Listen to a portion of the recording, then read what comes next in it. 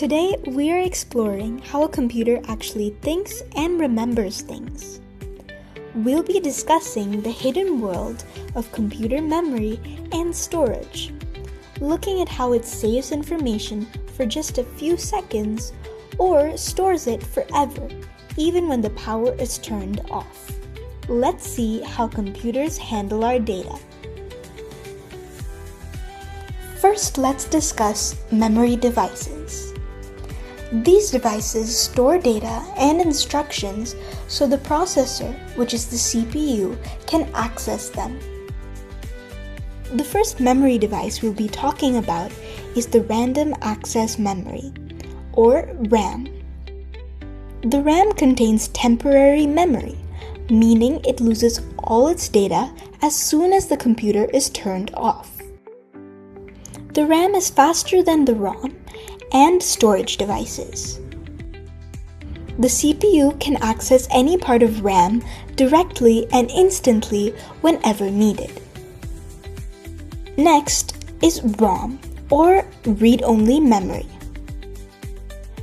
The ROM contains permanent memory, meaning it keeps its data even when the computer is powered down. The ROM is slower than RAM, but usually faster than storage devices. Users can read the stored data, but they cannot edit or change it. Moving on to storage devices.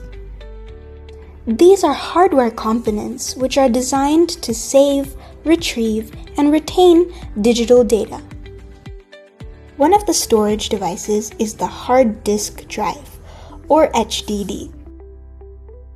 A hard disk offers large storage capacity at a low cost.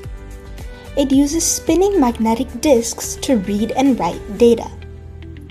Hard disks are reliable for long-term data storage. And though it is slower than modern alternatives, it is still widely used.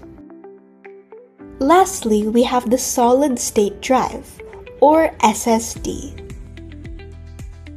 SSDs are more efficient than hard drives, but more expensive.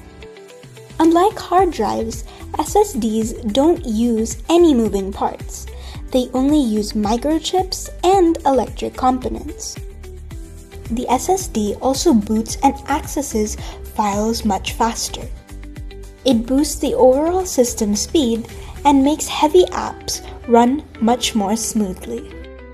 So to summarize, we discussed about memory devices like the RAM and the ROM, as well as the storage devices like the hard disk drive and solid-state drive. We learned each of their functions and how they reliably save and store our files. Without them, the computer wouldn't be able to do much at all. That wraps up our look at memory and storage devices. Thanks for watching!